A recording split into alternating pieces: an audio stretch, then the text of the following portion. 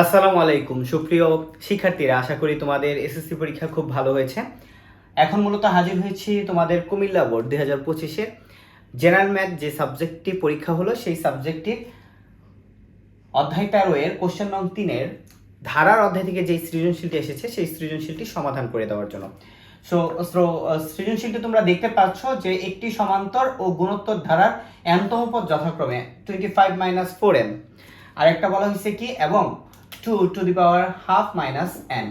এখন আমাকে প্রথমে কতে বলছে যে 4 two the power 2p - 1 is equal to 128 হলে আমাকে p এর মান বের করতে হবে। সো আমরা ক করি, তারপরে ধারাবাহিকভাবে আমরা খ এবং গ করব।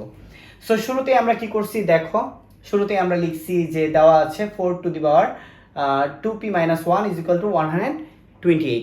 সো এইখানে আমরা দেখব যে 128-এর এমন কোনো 4-এর সাথে বেজের সম্পর্ক আছে কিনা, 4-এর উপর এমন কোনো সংখ্যা দিলে 128 হয় কিনা সেটা আমরা চেক করব। সো আমরা চেক করে দেখব যে 4-এর উপর আসলে কোনো সংখ্যা দিলেই 128 হয় না, অর্থাৎ 4 বেস দিয়ে আমাদের এখানে কোনো কাজ নেই। 4 বেসটাকে আমাদের ভেঙে বেস করতে হবে কি 2 এর উপর স্কোয়ার দিলে আমরা জানি 4 হয়, তাহলে 2 এর উপর স্কোয়ার দিলাম এবং উপরে আমাদের পাওয়ার ছিল 2 two the power p - 1, 2p - 1 সমান সমান আমাদের কত 2 টু দি পাওয়ার 7। সো আমরা এরপরে যে কাজ করব, এইবার আমরা এটা গুণ করে দিব, তাহলে 2 এর সাথে আমরা যদি 2p গুণ করি তাহলে কত হইতেছে 4p - 1 এর সাথে যদি আমরা 2 গুণ করি তাহলে -2। আর আমরা জানি যে আসলে আমরা এখানে 2 কেন বানাইছি, কারণ 2 এর উপর 7 দিলেই 128 হইতেছে, অর্থাৎ বেস 2 এবং বেস 2 আমরা কেটে দিতে পারবো, তাই আমরা এখানে বেস 2 আনলাম। তাহলে এখানে আমাদের ভিত্তি 2 আছে, এখানেও ভিত্তি 2 আছে, তাহলে 2 কেটে দিলে আমরা পাইতেছি 4p - 2 = 7। তারপরে আমরা পক্ষান্তর করব, -2 এর পাশে +2 হয়ে যাবে। তারপরে আমাদের এখানে 4p = 9 এবং এই সাইডের 4 আমাদের গুণাকারে আছে, এখানে ভাগ হয়ে 9/4 হবে, অর্থাৎ p এর মান আমাদের বের হয়ে গেছে 9/4। সো আশা করি ক এর উত্তর তোমরা পেরেছো এবং 2 ইনশাআল্লাহ পাবা। সো খতে বলছে দেখো সমান্তর ধারাটির n সংখ্যক পদের সমষ্টি, মানে n সংখ্যক পদের সমষ্টি দেওয়া আছে 187, তাহলে n এর মান বের করতে বলছে। n সংখ্যক পদের সমষ্টি দেওয়া আছে, তো n সংখ্যক পদের সমষ্টি দেওয়া থাকার পরে আমাকে n এর মান বের করতে বলছে। সো n সংখ্যক পদের সমষ্টি দেওয়া আছে, প্রশ্নে কি বলছে যে n তম পদের মানে যে মানটা আছে সেটা হচ্ছে 25 - 4n। আমার কাছে তো ধারা নেই, তো ফার্স্ট অফ অল আমাকে ধারাটা নির্ণয় করতে হবে। অর্থাৎ আমরা ফার্স্টে কি করলাম, আমরা লিখলাম দেওয়া আছে সমান্তর ধারার n তম পদ সমান সমান কত, দেওয়া আছে 25 - 4n। তো আমরা n সমান 1 ধরি, n সমান যদি 1 ধরি তাহলে আমাদের এখানে n এর জায়গায় আমরা 1 বসাইলে কত আসতেছে 25 - 4 সমান 21। তাহলে প্রথম পদ 21 আসতেছে, দ্বিতীয় পদ আমাদের আসতেছে 17 2 বসায়, তৃতীয় পদ আমাদের আসতেছে 13 3 বসায়। এভাবে আমরা কিন্তু ধারাটা নির্ণয় করে ফেললাম। তাহলে প্রথমে আমরা ধারাটা পাইলাম হচ্ছে 21 + 17 + 13, তার মানে এটা হচ্ছে আমাদের সেই সমান্তর ধারা, যে সমান্তর ধারার কথা এখানে বলা হয়েছে। সমান্তর ধারা তো পাইলাম, এখন আমাদের যে কাজটা করতে হবে, এখানে আমরা দেখি যে সমান্তর ধারার এখানে আমাদের প্রথম পদ হচ্ছে 21, আমাদের অন্তর হচ্ছে -4। এখন আমাদের প্রশ্নে কিন্তু বলা আছে যে সমান্তর ধারার সমষ্টি 187, তো আমরা Sn সমান লিখলাম যে -187। তো এই যে আমরা সমান্তর ধারার সমষ্টি যে সূত্রটা আছে সেই সূত্রটা বসাইলাম সমান 187। সূত্রটা বসানোর পর আমরা এর মান ছিল, এর মান 21 বসাইলাম, n - 1 d এর মান -4 ছিল, -4 বসাইলাম, এখানে যা ছিল তাই সেম আছে। এখানে আমরা মাইনাস যা আছে এখানে আমরা কি করলাম n/2, তো এই দুটো গুণ করলে 42 মাইনাস, এখানে আমরা যদি গুণ করি প্লাসে মাইনাসে মাইনাস, আর 4 এর সাথে n গুণ করলে 4n, আবার এখানে মাইনাস আছে, মাইনাসে মাইনাসে কি প্লাস, 1 এর সাথে 4 গুণ করলে 4 সমান -187। আশা করি এই লাইনটা তোমরা বুঝতে পেরেছো। কি করলাম, এই যে এখানে প্লাস আছে এখানে মাইনাস আছে, তাহলে প্লাসে মাইনাসে কি মাইনাস, -4 এর সাথে n গুণ করলে 4n, আবার এইখানে মাইনাস আছে এইখানেও মাইনাস আছে, তাহলে মাইনাসে মাইনাসে কি প্লাস, তাহলে প্লাস আমরা যদি করি তাহলে শুধু 4 হয়, 4 একে 4, 1 এর সাথে আমরা -1 এর সাথে আমরা -4 গুণ করছি।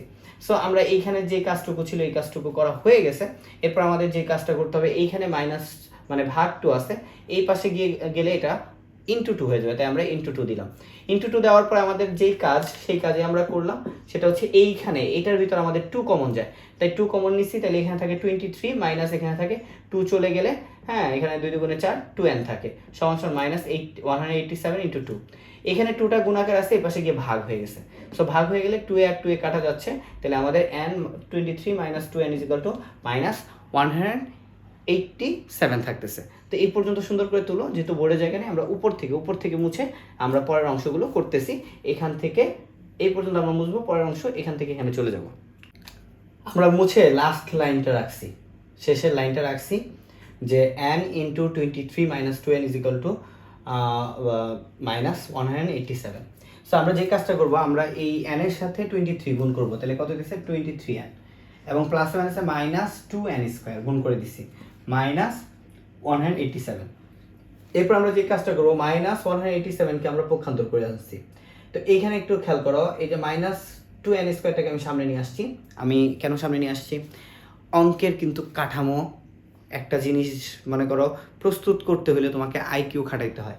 সো এইখানে যখন তুমি মাইনাস 2n স্কোয়ার আনছো, তার মানে এখানে তোমার কোনো কারসাজি আছে। কারসাজিটা কি আমি পরের লাইনে দেখাই দিচ্ছি। সেটা হচ্ছে কি, যে আমরা এখানে মাইনাস 187 এখানে নিয়ে আসলে প্লাস হয়ে যায়। এখন একটা জিনিস খেয়াল করো, আমরা বেসিক্যালি এটা কেন আনছি, আমরা জানি যে কোনো চলকের উপর যদি স্কোয়ার থাকে, তারপর হচ্ছে মাঝখানে সেই চলক সহ একটা সহগ থাকে, এবং শেষে একান্ত নিরিবিলিতে একটা সহগ থাকে, তাহলে ওইটাকে আমরা বলি মিডল টার্ম ফ্যাক্টর বা মিডল টার্ম করতে হয় আমাদের। সো এই মিডল টার্ম করার স্বার্থে আমরা এরকম সাজাইলাম, মাইনাস 2 মানে n স্কোয়ারটাকে স্কোয়ারের যেটা আছে সেটাকে সামনে নিয়ে আসছি। আরেকটা ব্যাপার হচ্ছে মাইনাস থাকলে আসলে মিডল টার্ম করা যায় না সামনে। সো আমরা ওই মাইনাসটাকে কী করে ফেললাম, মাইনাসটাকে আমরা প্লাস করে ফেললাম, তাইলে আমাদের সহজ হয়।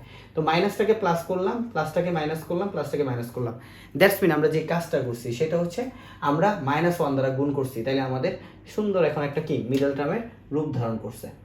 এখন মিডল টার্মের রূপ ধারণ করছে, মিডল টার্ম করা মানে আশা করি যে তোমরা পারো, এই লেভেলে এসে মিডল টার্ম পারো। -20 কত -23 অ্যান্ড কেমনভাবে ভাঙাইতে হবে যেন গুণ করলে 2 আর 187 2 আর 187 গুণ করলে কত হয়, 2 আর -187 গুণ করলে -374। তাহলে এমনভাবে এই সংখ্যাটাকে ভাঙাইতে হবে যেন ওই দুটা গুণ করলে -100 কত 374 হয়, এবং যোগ বিয়োগ করলে যেন -23 হয়। সেটা কিভাবে, সেটা আমরা পাইতেছি -34 থেকে যদি আমি +11 বাদ দিই, তাহলে যোগ বিয়োগ করি, তাহলে -23n হয়। আবার এই দুটো যদি গুণ করি প্লাস মাইনাসে মাইনাস, তাহলে এখানে -374 হয়। তো আমরা এই জন্য এইভাবে মিডল টার্মে এই লাইনটা ভাঙাইছি, 2n square minus 34 n plus 11 n minus 187 is equal to 0। এখান থেকে আমরা 2n কমন নিচ্ছি, 2n কমন নেওয়া হচ্ছে, কমন নেওয়া মানে ভাগ করে, এটা তোমরা বুঝো। তাহলে 2n স্কোয়ারকে যদি 2n দিয়ে ভাগ করি তাহলে n থাকে -2 দিয়ে যদি এটাকে ভাগ করি তাহলে থাকে 17, আর n ভাগ করে দিলে চলে যায়। প্লাস 11 কমন নিচ্ছি, তাহলে অটোমেটিকলি n-17 হয়ে যাচ্ছে সমান 0। তাহলে আমরা এখানে আবার কি পাইতেছি, n-17 দুইটা আছে, একটা নিলাম n-17, আর 2n প্লাস 11 একসাথে করে দিলাম, 2n plus 11 is equal to 0। এখন দেখো n সমান সমান মানে হয় আমরা লিখবো n-17 ইজ ইকুয়াল টু 0, তাহলে n-17 সমান 0, তাহলে n সমান 17 হয়েছে। n সমান কিন্তু আমাদের 17 হয়ে গেছে, তাহলে n সমান 17, অথবা এই যে 2n plus 11 is equal to 0, তাহলে 2n সমান -11। তো -11 দিলাম, এখন 2 এই সাইডে গিয়ে ভাগ হলো, -11 ডিভাইড বাই 2। কিন্তু এটা গ্রহণযোগ্য নয়, কারণ এখানে আমাদের বলছে যে n কি n সংখ্যক পদের সমষ্টি। তাহলে এই যে n এর মান কখনোই ঋণাত্মক হতে পারে না, কারণ n এর মান ঋণাত্মক কিভাবে হবে, n এর মান সবসময় পজিটিভ হইতে হবে, ঠিক আছে। কারণ তুমি n সংখ্যক পদের সমষ্টি কি 5টা 7টা 8টা পদের সমষ্টি, কখনোই -5টা -7টা -8টা পদের সমষ্টি হয় না। সো আমাদের n এর মান যেটা বের করতে বলছে, n এর মান হচ্ছে 17। আশা করি তোমরা বুঝতে পেরেছো, এবং যারা খুব ভালো ম্যাথে তারা কিন্তু সুন্দরভাবে এই অঙ্কটা করতে পারছে। কঠিন অঙ্ক ছিল না, বড় অঙ্ক ছিল। সো আমরা লাস্ট যে গ আছে সেই গতে চলে যাব। গুণোত্তর ধারাটি প্রথম 60টি পদের সমষ্টি নির্ণয় করো। চলো, গ নাম্বারটা বলছে যে গুণোত্তর ধারাটির প্রথম 60টি পদের সমষ্টি নির্ণয় করো। আগে তো আমার গুণোত্তর ধারাটা বের করতে হবে, তারপর হয়তো আমি 60টি পদের সমষ্টি সূত্র দিয়ে করতে পারবো। তো গুণোত্তর ধারাটা আমি কিভাবে বের করবো, আমার গুণোত্তর ধারার n তম পদের মান দেওয়া আছে। তো n তম পদের মান কি দেওয়া আছে, 2 two the power half minus n। So আমরা n সমান 1 ধরে আমরা প্রথম পদ বের করবো, 2 হাফ মাইনাস 1, আমরা যোগ বিয়োগ করবো, এখানে 2 লসাগু করলে 1 মাইনাস 2, ঠিক আছে। তাহলে এখানে থাকতেছে -1 ডিভাইড বাই 2, তার মানে কি 2 ইনভার্স হাফ। তো 2 ইনভার্স হাফ, ইনভার্সের কাজ তোমরা জানো, সূচক লগারিদমে করেছো।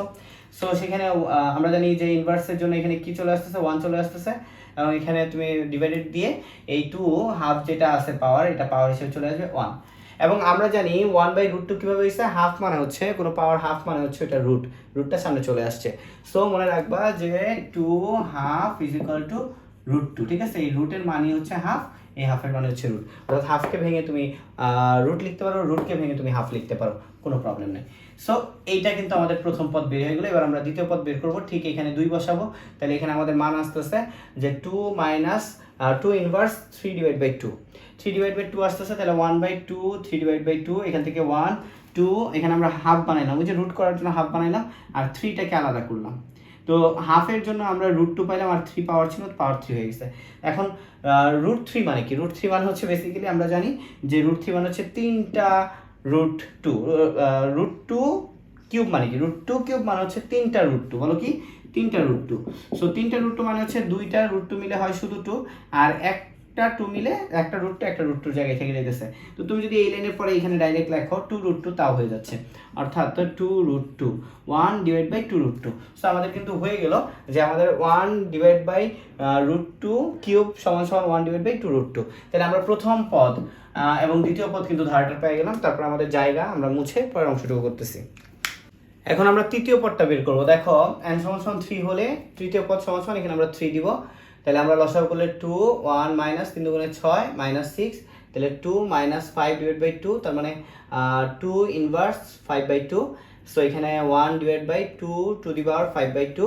সো 1/2 এর উপরে আমরা এখানে হাফ করলাম, রুট বানাবো তাই। আর এখানে আমরা কি ওই যে 5টাকে নিচে নামাই দিলাম, ইন্টু 5 পাওয়ারের এইখানে ইন্টু 5 আছে এবং 1, এবং আমরা 1/2 লিখলাম হচ্ছে হাফের জন্য √2, এবং তারপরে 5 পাওয়ার ছিল, 5 পাওয়ার দিয়ে দিছি। 5টা √2 আছে তাই না? তার মানে 5টা √2 আছে, তো আমরা 5টা √2 সিরিয়াল করলাম। 5টা √2 সিরিয়াল করলে 2টা √2 মিলে একটা 2 হয়, আবার 2টা √2 মিলে একটা 2 হয়, আর এখানে √2 ছিল, √2 বসাইলাম। তাহলে 1 কি থাকতেছে 4√2। আমরা কিন্তু ধারাটার প্রথম পদ দ্বিতীয় পদ তৃতীয় পদ পাইছি। তাহলে আমরা এখন লিখতে পারি ধারাটি সমান সমান প্রথম পদ লিখবো যোগ দ্বিতীয় পদ লিখবো, তৃতীয় পদ লিখবো। আমরা ধারাটি লিখলাম যে ধারাটি হচ্ছে 1/√2 plus 1/2√2 plus 1/4√2 plus dot dot. এখানে প্রথম পদ হচ্ছে আমার 1/√2, আর সাধারণ অনুপাত r = আমরা কি করব? প্রথম পদের দ্বিতীয় পদকে প্রথম পদ দিয়ে ভাগ করব। সো দ্বিতীয় পদ আছে 1 2√2, এটা আছে ভাগ 1/√2, উল্টায় দিলে এখানে √2 উপরে চলে যেতেছে, √2 কাটা যেতেছে, হাফ থাকতেছে। তো আমাদের r এর মান থাকতেছে হাফ, অর্থাৎ আমাদের সাধারণ অনুপাত থাকতেছে হাফ। সাধারণ অনুপাত হাফ থাকলে আমরা এখানে r এর মানটা পাচ্ছি 1 থেকে ছোট। 1 থেকে ছোট হলে আমাদের যে সমষ্টি সূত্রটা আছে সেই সূত্রটা বসাইছি। ধারাটির প্রথম 7টি পদের সমষ্টি a 1 minus r to the power 7 divide by 1 minus r। এটা হচ্ছে যখন r এর মানটা 1 থেকে ছোট হয়। সো এখানে আমরা মান বসালাম, এখানে 1/√2 থাকে, 1 মাইনাস এখানে হাফ থাকে, উপরে 7 দিলাম, এখানে 1 মাইনাস এখানে হাফ থাকে। 1/√2 1 মাইনাস, এখানে যদি আমি 7 করি, 7 এর উপর আমরা যদি 7 এর উপর কি করি, 7 এর উপর যদি 1 এর উপর যদি আমরা 7 পাওয়ার করি, তাহলে আমাদের 1ই থাকে, আর 2 এর উপর যদি 7 পাওয়ার করি 128 থাকে। আর এখানে থাকে আমাদের কি, লসাগু করলাম 2 2 একে 2 মাইনাস 1। এখানে আমরা কি করলাম 1/√2, তাহলে এখানে আমরা 1/√2 করার পর এই জায়গায় যে জিনিসটা থাকতেছে সেই জিনিসটা এখানে লিখে দিলাম 1 মাইনাস 1/180, আর এখানে আমাদের হাফ চলে আসতেছে, হাফ বসাইলাম। এখানে আমরা যে কাজ করলাম, এবার আমরা লসাগু করলাম 1/√2, এখানে লসাগু করলাম 128, 128 এর সাথে 1 গুণ করলে 128 মাইনাস 1, আর এখানে আমাদের যেটা থাকছে 1/√2।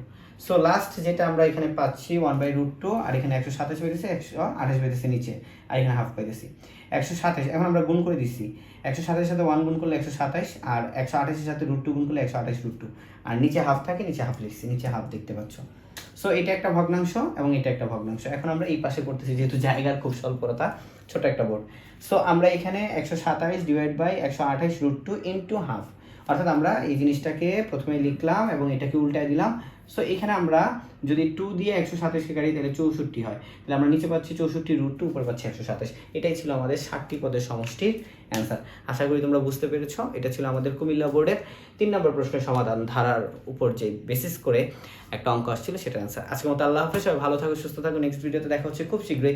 যারা যারা রানার্স টিউশনের প্রথম এসেছে অবশ্যই চ্যানেলটিকে সাবস্ক্রাইব করে পাশে থাকা বেল আইকনটি বাজিয়ে দাও। আসসালামু আলাইকুম।